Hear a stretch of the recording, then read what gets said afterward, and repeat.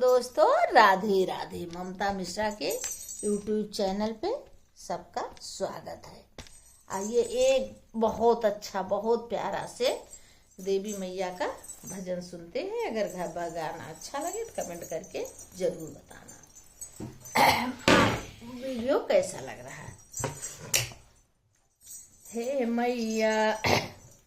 हे मैया कहवा बसेर ना बतायू, हे मैया कहवा बसेर ना बतायू, हे मैया कहवा बसेर ना बतायू, हे मैया कहवा बसेर ना बतायू। कोई कहे अमामा, कोई कहे निमिया, कोई कहे अमामा, कोई कहे निमिया, कोई कहे तुलसी में मैया समायू, कोई कहे तुलसी में मैया समायू। हे मैया कहवा, हे मैया कहवा बसेर ना बतायू, हे मैया कहवा बसेर ना बतायू।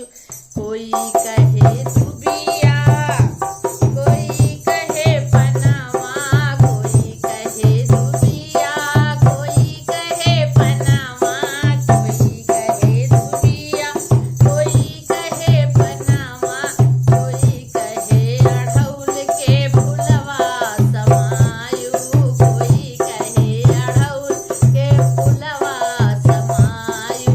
हे मैया कहवा बसेर ना बतायू, हे मैया कहवा बसेर ना बतायू, हे मैया कहवा बसेर ना बतायू। कोई कहे चौकी, कोई कहे गौरी, कोई कहे चौकी, कोई कहे गौरी, कोई कहे कलसा के जलवा समायू, कोई कहे कलसा के जलवा समायू। हे मैया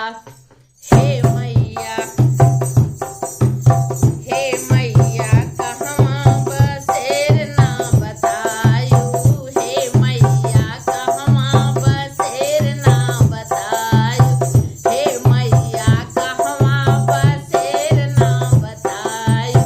अरे कोई कहे हलुआ, कोई कहे पूड़ी, कोई कहे हलुआ, कोई कहे पूड़ी, कोई कहे घुघरी बतासा समायू, कोई कहे घुघरी बतासा समायू।